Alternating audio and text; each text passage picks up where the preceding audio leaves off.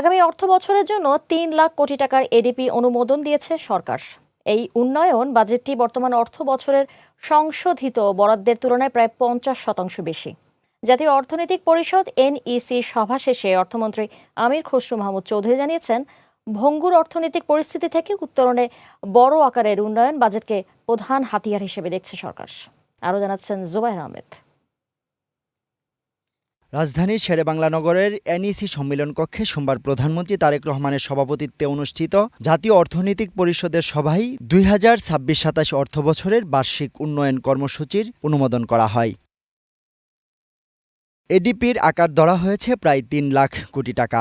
এর মধ্যে সরকার নিজস্ব তহবিল বা জিওবি থেকে ১,৯০,০০০ কোটি এবং বৈদেশিক খাত থেকে আসবে ১,১০,০০০ কোটি টাকা।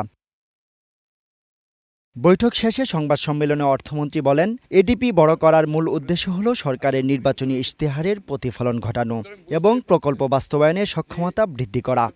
এনইসি উপস্থাপিত এই এডিপি শুধু অবকাঠামোগত উন্নয়ন নয়, বরং রাষ্ট্রীয় সংস্কার, বৈষম্যহীন সমাজ গঠন, টেকসই অর্থনীতি এবং আঞ্চলিক ভারসাম্য প্রতিষ্ঠার একটি সমন্বিত রূপরেখা। অর্থমন্ত্রী বলেন, অর্থনীতিকে পুনরুজ্জীবিত করতে বড় বিনিয়োগের বিকল্প নেই। উন্নয়নকে ত্বরান্বিত করতে সরকার উচ্চাকাঙ্ক্ষী উন্নয়ন বাজেট গ্রহণ করেছে।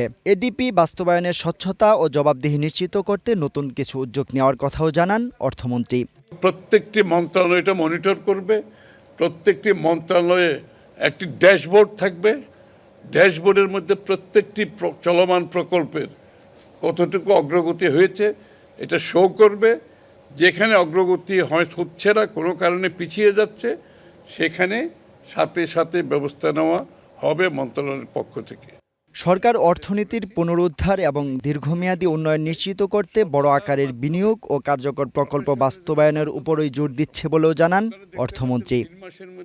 সরকার জুবায়ের আহমেদ, গ্রিন নিউজ, ঢাকা।